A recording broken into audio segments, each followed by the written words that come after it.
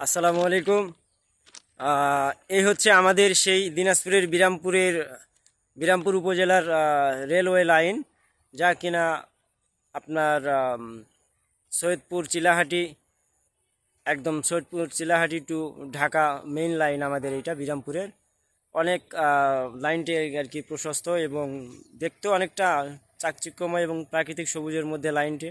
এবং এই লাইনের যে সাইটের যে অংশটা আছে, দেখেন আপনারা, এদিকে মনে হচ্ছে যে আরও একটা লাইন বসবে।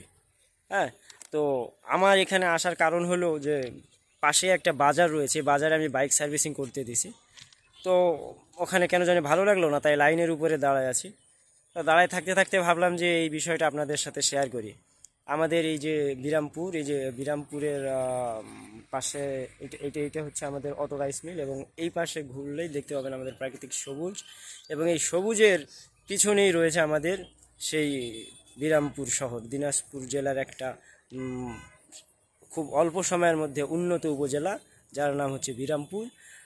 এবং এই বিরামপুরকে আমরা জেলা পর্যায়ে নিয়ে যাওয়ার জন্য চেষ্টা করতেছি, এবং বিরামপুরকে জেলা হিসাবে ঘোষণা করার জন্য অনেকটা প্রায় আন্দোলনও চালাইছিলাম। তো যাই হোক, আমার মূল বিষয় ওইটা না, মূল বিষয় হলো আমার আপনাদেরকে এই লাইনটা দেখানোর জন্য, যে খুব সুন্দর দৃশ্য আর কি। এখানে দেখুন আপনারা, আমার পিছনে যে দেখতে পাচ্ছেন লাইনটা, এই লাইনটাই দেখানোর জন্য আর কি আপনাদেরকে এই ভিডিওটা করা। অনেক এলাকায় আমি দেখছি যে জার্নি করার সময় ছোট একটা সরু রাস্তা চলে গেছে রেল লাইনের, যেখানে চলতে গেলেও মনে হয় যে ট্রেন মানে দোলন খাচ্ছে, নিজেকেও ভয় লাগে।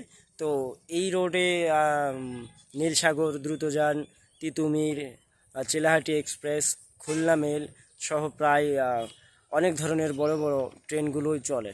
তো যাই হোক, আপনারা যদি কখনো আসেন এদিকে আমাদের এই লাইনে, তাহলে এই লাইনে সফরের বিষয়টা আপনারা জানতে পারবেন। ধন্যবাদ সবাইকে। আসসালামু আলাইকুম।